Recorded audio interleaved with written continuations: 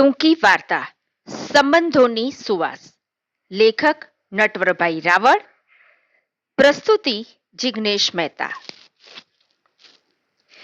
ખ્યાતિ લગ્ન પછી જ્યારે પહેલી વાર સાસરે આવે છે ત્યારે તે જોવે છે કે તેના સાસુ માલતીબેન સ્વભાવે ખૂબ જ સાદા અને માયાળુ છે. ઘરના કામકાજ માટે મધુબેન નામના કામવાળી બહેન આવે છે. માલતીબેન મધુબેનને નોકર નહીં પણ પોતાની સગી બહેનપણીની જેમ રાખે છે. તેમની સાથે બેસીને ચા પીવે, ઘરમાં કંઈ સારું બન્યું હોય તો આપે અને કામ પતે એટલે પોતે ગાડી પર તેમને ઘરે મૂકવા પણ જાય.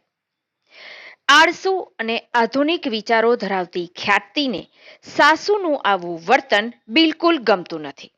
તેને એમ લાગે છે કે એક નોકર સાથે આટલી બધી નિકટતા અને આટલો ભરોસો કેમ રાખવો? વળી રસ્તામાં મળતા ગરીબ અને સામાન્ય શાકભાજીવાળાઓ સાથે પણ માલતીબેન જે આત્મીયતાથી વાત કરતા તે ખ્યાતિને ક્ષોભજનક લાગતું.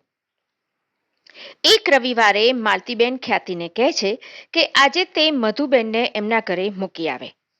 ખ્યાતિ ગુસ્સામાં મનોમન નક્કી કરે છે કે આજે તો આ કામવાળીને એની ઓકાત બતાવી જ દેવી છે. પરંતુ જ્યારે તે મધુબેનના ઘરે પહોંચે છે ત્યારે તેના આશ્ચર્યનો પાર નથી રહેતો. મધુબેનનું ઘર એક આલિશાન ફ્લેટમાં હતું. ત્યાં તેમની ભણેલી ગણેલી વહુ જાગૃતિ જે MCA થયેલી છે અને દીકરો પંકજ જે IT એન્જિનિયર છે એ લોકો રહે છે. બંને મળીને વર્ષે 28 લાખ રૂપિયા કમાય છે. ત્યાં ખ્યાતિને સત્ય સમજાય છે કે વર્ષો પહેલા જ્યારે મધુબેન ગરીબ હતા અને લારી ચલાવતા હતા ત્યારે માલતીબેને તેમને આર્થિક મદદ કરી હતી અને ભણાવવામાં સાથ આપ્યો હતો. આજે દીકરો આટલું કમાતો હોવા છતાં મધુબેન માત્ર માલતીબેનના જૂના ઉપકાર અને પ્રેમ ખાતર તેમના ઘરે કામ કરવા આવતા હતા, જેથી માલતીબેનને કોઈ તકલીફ ન પડે. એટલું જ નહીં, મધુબેનની વહુ સાંજે ખ્યાતિને આપવા માટે સોનાનું ડોકિયું પણ લાવીને રાખે છે. પોતાની સંકુચિત વિચારસરણી પર ખ્યાતિને ખૂબ પસ્તાવો થાય છે.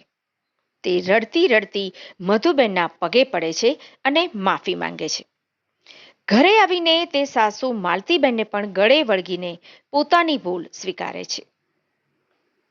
બોધ: દુનિયામાં સંબંધો માત્ર પૈસા કે હોદ્દાથી નથી ચાલતા, પણ પરોપકાર, આદર અને માણસાઈથી ટકી રહે છે.